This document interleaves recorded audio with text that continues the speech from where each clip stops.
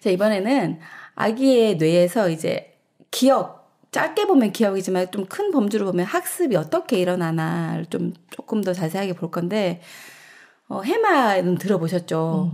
해마 누구나 다 알고 있고, 해마가 좀 작동이 잘 되려면 아침에 어떻게 해야 된다? 물 마셔야 되나? 애들이 잠을 깨고 바로 학교를 가잖아요. 그러면 뇌가 이제 작동이 안 될 거 아니에요. 공장이 이제 가동이 돼야 되잖아요. 씹어야 되나? 저작이 되게 중요해요. 그래서 아침을 먹어라 하는 것도 아침을 그냥 뭘 하나 마신다던가 이거 아니고 씹을 게 필요한 거예요. 그래서 그나마 좀 딱딱한 거, 당근이든 사과든 이런 딱딱한 거 좀 줘서 아니면 저는 이제 꼭 진미채를 아침 되도록 주거든요. 진미채를 조금 씹히려고 하는데 막 그래서 진미채를 거기 다져가지고 쬐까만한 거 한 개 올려주면 오징어 다리를 하나씩 그것도 괜찮고요. 오. 씹으면서 말을 하면서 걸어가면 이제 운동 기능하고 저작 기능하고가 다 해마와 관련이 되어 있기 때문에 씹혀야 되겠다. 뭐 안 씹었는데. 그렇죠. 그래 생각해보면 우리도 아침에 턱관절을 움직이는 거잖아요. 턱관절 움직이고 침 샘에서 침 분비되고 일단 세로토닌과 관련돼 있거든요. 그게 이제 해마의 지난번 했을 때 아마 세로토닌이 해마와 관련돼요. 해마를 더 자극한다는 거. 그래서 침과 관련돼 있거든요. 그래서 저작하고 침 분비하고 턱관절 움직이는 거 다 관련돼 있어요. 요즘 아이들이 많이 안 씹어가지고 맞아. 얼굴이 예쁘구나 턱이 쪼매내지고 근데 뇌에는 안 좋네. 그렇죠. 네, 뇌에는 안 좋아요. 그래서 얼굴 예쁘게 박제할 수 있는데 뇌에는 어느 좋지 않아. 집에 분이 아이나 남편 깨울 때 밥 한 숟가락 입에 넣는다는 분 얘기를 들은 적이 있거든요. 잘 먹는 애들은 아니요 깨우려고 입에 들어가면 씹으면서 깨니까 그래서 누워있는데 그냥 잘 먹으니까 그렇지. 안 먹는 애는 안 먹는 애는 좀 혼내죠. 토해 잘못하면. 지금 안 먹는 애 엄마들 우리 집에 토할 다람쥐같이 물고 있어요. 맞아요. 근데 약간 씹어서 저는 이렇게 약간 사각이 좋더라고요. 아 진짜? 요즘 얼굴형이 난 다 마음에 안 들어. 각이 있어야지. 그럼요. 사람이 약간 각이 있어요. 그래서 아침에 뭘 주더라도 뭐 국에 밥을 말아 주더라도 뭔가 좀 뭘 씹힐까 하고 고민을 좀 하면서 조금 딱딱한 거라도 지금부터 해도 되나요? 네, 그럼요. 지금 한참 공부 많이 하고 저는 이제 다늦게 후루룩 마시는 뭐 쉐이크 건강음료 마시면서 거기에 꼭 그걸 넣어요. 식이섬유를 넣어가지고 씹어서 그것도 좋죠. 만약에 안 먹으면 누룽지라도 씹어서 누룽지 좋다. 씹으면 좋죠. 정신이 다 들죠. 뭐 자꾸 씹으면 소음이 안 좋다 그래가지고. 그건 또 거기 맞춰 해줘야지. 누룽지는 괜찮지 않을까요? 저희 집은 또 누룽지 싫어해요. 뭐 되게 까다로워요. 골라보세요. 사과를 저는 선택을 했는데 사과 괜찮다. 사과 먹으니까 속이 안 좋대요. 맞아. 건강이라도 입 짧은 애들이 아니 혹시 우리 오징어 다리로 오징어 몸통이나 진미채. 그래서 어쨌든 뭐든지 씹을 수 있고 척관절 움직일 수 있는 걸로 준비를 한번 해보시면 좋겠습니다. 그래서 4개월에서 6개월 된 아기들이 보면 이제 서서히 기억이 발달하기 시작하거든요. 기억 저장소에 이제 불이 들어오기 시작해요. 그래서 아까 잠깐 드렸듯이 청각적 기억, 시각적 기억 이제 반복해서 들었던 단어들 중에서 엄마가 뭔가 긴 문장을 하는데 정말로 아이들이 신기한 게 저 문장 중에서 반복해 들었던 거를 추출을 해요.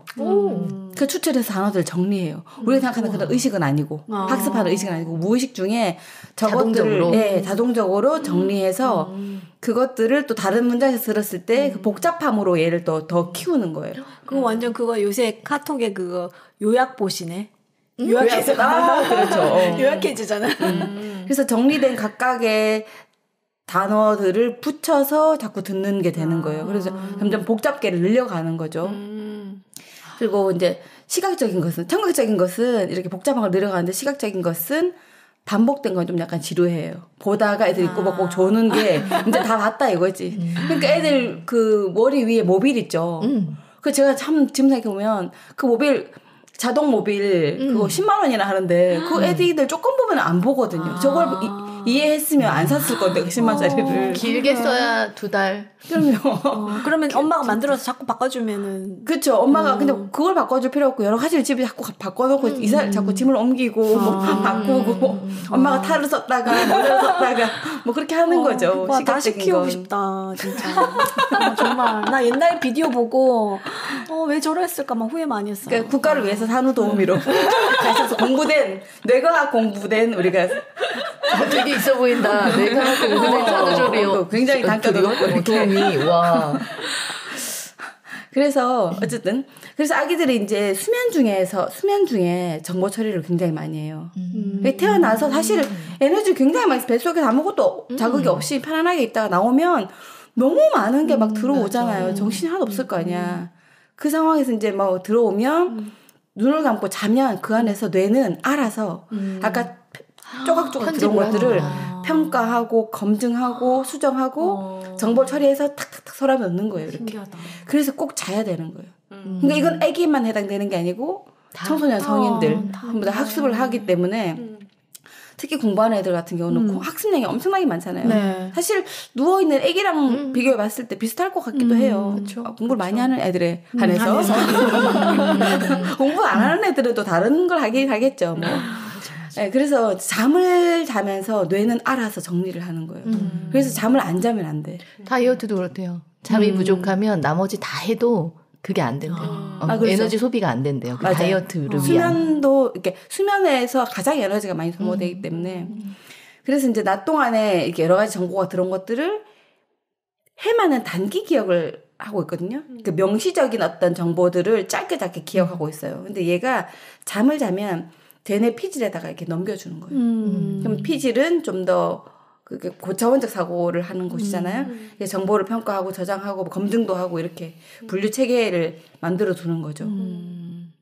제가 마지막에 써놨는데 노인들이 잠이 없는 이유를 이제 아시겠죠. 이게 보면 들어오는 정보가 없는 거예요. 세상 다 알고 이제.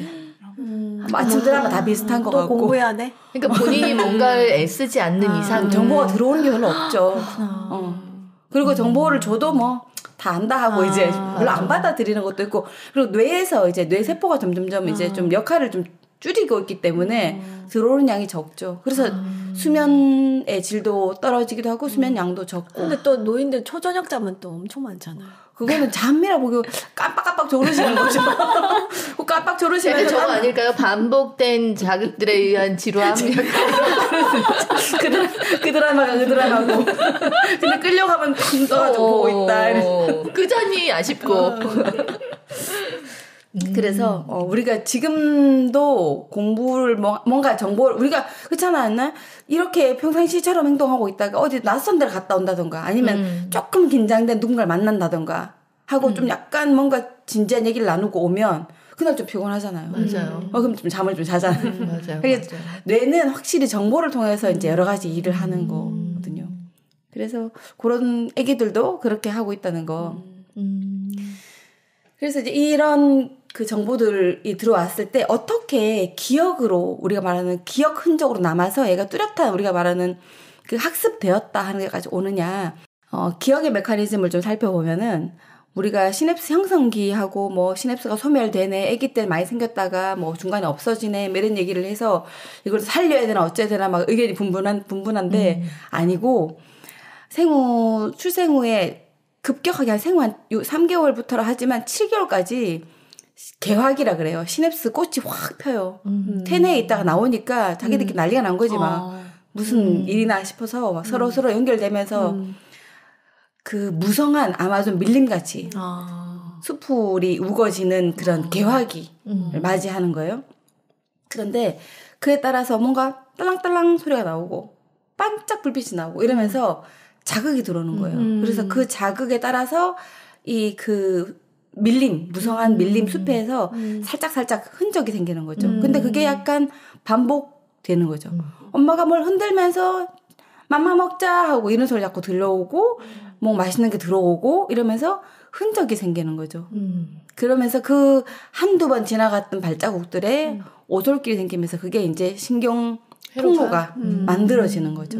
그러면 저 소리와 저 향과 엄마의 저런 태도들은 아, 맘마가 들어오는구나 하고 이제 기억을 하게 되는 거죠. 그래서 기억과 학습이 그때부터 이제 조금씩 이루어지고 이러면서 여기에 와이어링이라 하거든요. 기억에 이렇게 배선이 깔린다고 그래요. 그래서 저거는 신생아에도 일어나지만 성인이 되어서 우리가 새로운 걸 배워도 우리 예전에는 20살 이전에 뭐 뇌가 멈춘다고 얘기하잖아요. 맞아요. 그래서 맞아요. 최근 20년 동안에는 이제 그게 아니다. 나 10세 이전에도 들어봤어요. 맞아요. 10세 이전에 그랬어요. 맞아요. 맞아요. 그다음에 사람이 거의 목각 인형 되듯이 뭐 멈추듯이 뭐. 그때까지 배운 게 끝인 것처럼. 그때 그랬어요. 막 10살에 끝난다. 맞아. 이제 지나갔어. 막 이런 무서운 얘기들이었는데 최근 이제 뇌 배선 이론이 나오면서 그렇지 않다. 뇌는 계속 만약에 그 길이 이제 가다가 예를 들어서 쭈쭈를 먹지 않으면 거기에 다시 또 무성하게 수풀이 자라는 거예요. 그리고 다시 빨대를 먹기 시작하면 빨대를 먹는 그 배선이 깔리게 되는 거예요. 그래서 뇌는 나이 들어도 계속 새로운 걸 배우게 되면 그쪽으로 배선이 깔리고 신경 통로가 열리는 거예요. 그래서 80에도 90에도 불어를 배울 수 있고 이태리어를 배울 수 있고 첼로를 배울 수도 있고 할 수 있는 거거든요. 단지 좀 시간이 오래 걸린다는 거지. 그렇지. 여기서 질문 하나 있는데 네. 예를 들어서 장애가 있다. 네. 그래서 이게 원활하게 저런 뉴런이 발달되는지 안 되는지 아니면은 어렸을 때 무슨 이제 예를 들어서 경기를 한다거나 그런 걸로 인해 가지고 차단이 한번 되었었던. 근데 또 경약을 안 먹거나 경기를 하더라도 저런 것들은 계속 이제 자연 만들어지긴 할 거잖아요. 그렇죠. 근데 발달이 잘 안 되고 있는 친구들 같은 경우에는 저런 이제 연습을 한다거나 하더라도 일반 이제 정상적으로 저렇게 잘 되는 친구들하고는 차이가 많이 나는 거. 왜냐면 제가 생각하기에는 일단 저 숲을 무성한 밀림의 농도가 다를 것 같아요. 그 시냅스가 개화하는 그 양이 자체가 다를 것 같고 그리고 그 토양이 옥토여야만 시냅스가 막 꽃이 잘 필 텐데 토양이 좀 태어날 때부터 뭔가 여러 가지 문제가 생겨버리면 옥토가 아니기 때문에 저 개화가 많이 안 될 거고 거기서 흔적들도 두세 번 지나가고 10번 지나가면 신경 통로가 열려야 되는데 수십 번, 수백 번 지나가야 되겠죠, 아마. 그런 차이가 있지 않을까 싶어요. 그래서 저 같은 경우도, 물론 저 시냅스 연결이라든지 저런 부분들이 만약에 뭐 10,000개 정도가 열렸다고 하면, 제가 하고 있는 애들은 그에 아마 10분의 1, 100분의 1 정도 열렸고, 그 상태에서 흔적을 두세 번 주면 일반 애들이 알걸, 흔적을 20-30번을 줘야 되고, 뭐 이런 거겠죠. 그러니까 일반적인 교육을 받을 수 없고 특수한 교육을 받는 것이고. 그런데 그렇지만 저는 이제 거기에서 어떤 걸 더 추구하고 싶냐면 그 사람은 그래도 그 아이들이 누가 눈을 뜨라고 해서 눈을 뜨는 게 아니고 이렇게 걸어야 돼. 저렇게 걸어야 앞꿈치를 내딛고 뒤꿈치 이렇게 가르치지 않았거든요. 그래도 움직임을 자발적 터득을 할 수 있고 그렇기 때문에 인간으로서 갖고 태어나는 것들이 많은 것들은 타고났단 말이죠. 그렇다면은 자발적 터득이라는 건 사람한테 분명히 있어요. 그게 어느 분야에 모르지만. 그래서 얘가 100개를 가르친다는 교육적 관점보다는 저는 100개를 가르치는 건 시간도 걸리고 얘한테 이 아이는 수동적인 사람이라는 걸 전제에 두고 100개를 가르치잖아요. 그래서 저는 좀 다이버전트 띵킹이라 그래야 되나? 그거를 이제 확산적 사고 능력이 누구에게나 있다고 보거든요. 물론 작지만 일반적인 아이들이 10개 가르치면 100개를 확산할 수 있지만 조금 능력이 부족한 애들은 10개를 가르쳤을 때 한 12개를 터득할 수 있다고 하면 그 2개는 내가 가르치지 않아도 터득하는 거잖아요. 그래서 자발적 터득 능력을 갖고 있다고 보거든요, 저는. 이걸 전문용어로 어떻게 설명해야 될지 모르겠지만 그래서 저는 10개를 가르치면서 그 10개에서 뭘 포커스 두냐면 확산 능력을 키워줄 수 있게끔 제가 포커스를 거기다 두는 거고 교육시키는 분들은 10개만 가르치는 거예요. 그래서 아까 제가 요 앞타임에 얘기했었던 표정이라든지 비언어적인 행위라든지 그런 것들은 사실은 내가 이런 표정을 지었거나 이런 걸 시선을 봤을 때 이런 느낌이야를 아무리 설명해도 모르거든요. 근데 그걸 계속 뭔가를 유도하고 에너지를 주면 그걸 조금씩 감을 잡아요. 왜냐면 사람이기 때문에. 그래서 그런 플러스 알파의 능력을 키워주는 게 저는 더 크다고 보여요. 그러네요. 또 더 큰 의미가 있는 것 같아요. 100개나 1000개를 계속 다 살면서 모든 것을 가르칠 수는 없다고 보거든요. 맞아. 물고기 잡는 법을 가르쳐라. 그거랑 똑같네요. 네, 그걸 물론 빨리빨리 터득할 수 없지만 늦어도 이게 시간이 걸려도 얘네들이 제가 해보니까 저는 제가 했던 애들은 시간이 걸려도 이게 터득량이 많아지면 속도가 확 붙더라고요. 대신 초반에 1, 2년 정도는 빨리보다 늦어요. 뭘 가르치는지 엄마들도 잘 모르고 호응도 좀 없고 뭔가를 뭐 ABC도 가르친다던가 숫자를 가르치면 오늘 3을 배웠네 5를 배웠네 하지만 저랑 하고 나면 이제 뭘 배웠는지 애들 잘 몰라요. 저도 하면서도 굉장히 고민을 많이 했었어. 내가 이걸 가르치는 건지 얘한테 뭘 주자고 하는 건지. 근데 지금 오히려 이렇게 내가 공부하다 보니까 더더욱이 제가 애매하게 갖고 있었던 신념이 조금 공부하면서 더 확실해지는 것 같아요. 좋은 것 같아요. 저게 내 배선 와이어링 하는 거랑 관련된 것 같아요. 근데 이건 일반 애들한테 접목시키면 훨씬 빨라요. 그렇죠. 그래서 지금 오히려 지금 현재의 교육들이 아이들한테 10개, 100개, 1000개를 낱낱이 가르치고 있지 않나 싶어요. 맞아요. 아이들이 어릴 때 학원 안 다니고 자발적 터득이고 등 너머로 언니 오빠 공부한 걸 보고 글자 배울 애들 같은 경우는 훨씬 속도가 빨라지죠. 근데 가르친 애들은 가르치는 속도만큼만 가게 되더라고 보니까. 그렇죠. 그래서 직선으로 갈 거냐 이렇게 상승곡선을 탈 거냐 그 차이인 것 같아요. 네. 그래서 이거는 일반 애들한테는 훨씬 더 좋은 방법으로 먹힐 것 같아요. 이걸 알고 계시면. 그래서 이제 여기에서 아주 단순하고 짧은 영역에서 불이 켜지면서 배선이 생기면서 옆에 있는 가까운 것들에 영향을 주면서 점점 이렇게 고도화되고 복잡한 것들로 만들어진다고 하네요. 보니까 이게 이미 4에서 6개월 사이에 일어나기 시작한다는 거죠. 되게 신선하다는데 놀랍죠. 그러니까 제가 뱃속에 있는 그 10달이 가장 중요하고 만들어질 때. 또 후회된다. 돌아가고 싶다. 이거는 그거 따져서 할 수 없잖아 지금. 지금이라도 뱃속에 따라 다시 집어넣어. 안 그러려고 맘먹고 시작했는데 갈수록 다시. 아니 다시 태교가 중요하지 않다라고 또 막 얘기하는 부류가 있는가 하면은 또 그렇잖아요. 소용없다. 큰 차이 없다. 약간 그런. 나 그거 믿고 싶어요. 그럴수록 그걸 되게 믿고 싶은 마음이 커진다니까요. 근데 지금 이건 아니잖아요. 뭐 이론은 각자 믿고 싶은 대로 이론이니까 어쨌든 세상 모든 것에 이거다 하는 건 잘할 걸. 없지만 아까 태어나서 이 30초 따라오는 애는 사실 태교가 아니 근데 태교 정말 철저하게 하는 사람 봤거든요. 1교시, 2교시 정해놓고 수학 너무 강박적이다. 그래서 애가 스트레스 받았을 것 같은데. 가요.